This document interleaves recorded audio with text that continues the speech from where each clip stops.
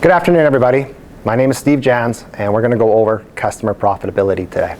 You've had a chance to take a look at the problem, and you know from my class, this is my favorite topic. I love customer profitability. I always find it interesting that the textbook has 20+ chapters on expenses and just a little bit of space for customer profitability analysis. But for most companies, this is actually the most important area of their business these days. Analyzing, looking at their customer, looking at their processes, and making really good decisions. Now, what's really important? Well, there's no shame in saying we're in business to make money.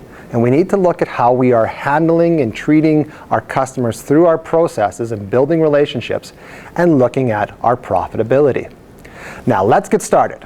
You've had a chance to do the problem, and it's JKL.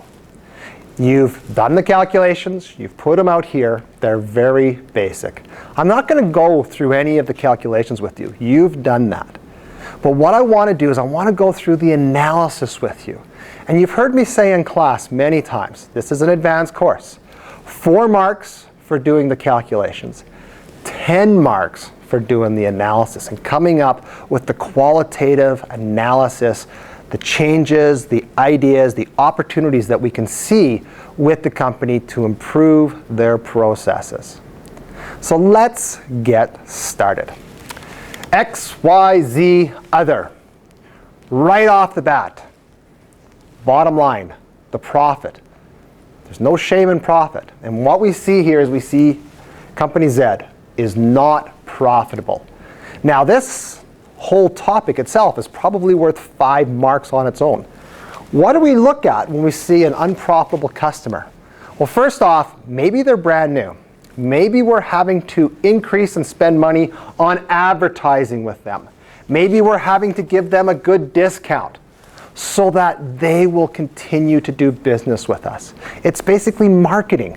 Getting them in there, seeing how great a product we have, seeing how great our service is, and then building that relationship so that down the road, less money could be spent on advertising and maybe the discount can be reduced.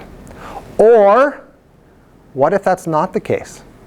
What if this is the case that this is a long-term customer and we've just never looked at the analysis of them? Do we actually really want to be doing business with somebody that we're unprofitable with? So that leads to the further discussion, do you get rid of the customer? It's possible. You might have to get rid of your customer. But more likely than not, you need to change your processes with this customer. Maybe you need to substantially reduce your advertising. Now, if the customer leaves, you've lost an unprofitable customer. I don't think that's the end of the world. Maybe you need to reduce your discount. That could be a sticky situation. But again, the discount here for customer Z is 18%. For Y, it's 15. For other, it's 10. Your very large customer receives a discount of 20%, just a little bit more. So again, you have to take a look at this and come up with ideas. And then you take them to the manager, you take them to the owner, and you basically brainstorm some ideas and changes to your processes. Let's go and take a look now at the discounts, as I've mentioned. Who should get the biggest discounts?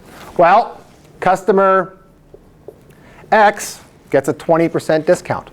Customer X also places the largest order. So in theory, you probably want to mention that it probably makes sense to give a reward to your largest purchasing customer. That's why many of us shop at Costco. We get a discount by buying volume.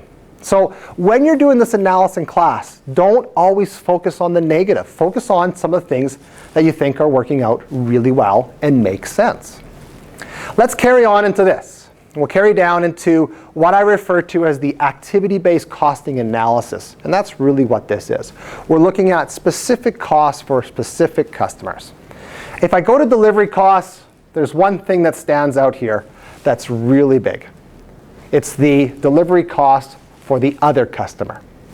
And we may want to look at that. We may want to add a charge or a surcharge for delivery distances and look at why this is so high. I mean, our top customer has a delivery charge of $5,000. This is huge. So that really stands out. Emergency, these are always interesting. $250. Not happening that often. But again, is there maybe a way of charging the customer for this? Or is there a way of even reducing this? I often say, how many people would be willing to drive a package somewhere in this city, and how much would you charge to have that delivery?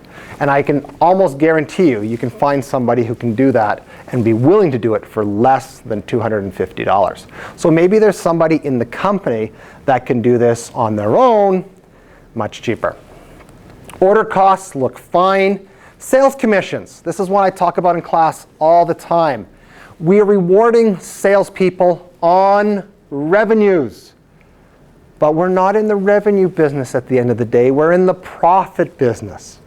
And it's this profit we need to cover our fixed costs and hopefully, at the end of the day, make a nice profit for ourselves as a company. So sales commissions, structured based on revenues. Should we maybe look at sales commissions structured based on profits? Advertising. Interesting advertising. Our top customer receives the lowest amount. It's backwards. Our top customers need our attention. They need the advertising. They need that relationship with us so that we can hopefully maybe even grow this business further. They deserve it. Now, I did mention earlier, sometimes advertising costs are high for a new customer, and that can be the case. But overall, we want to make sure we're spending our time on customer X and rewarding them.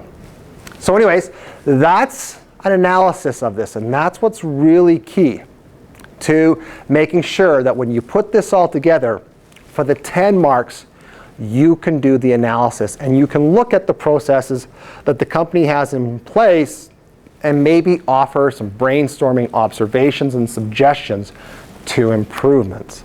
That's being a professional accountant. Thank you, everyone.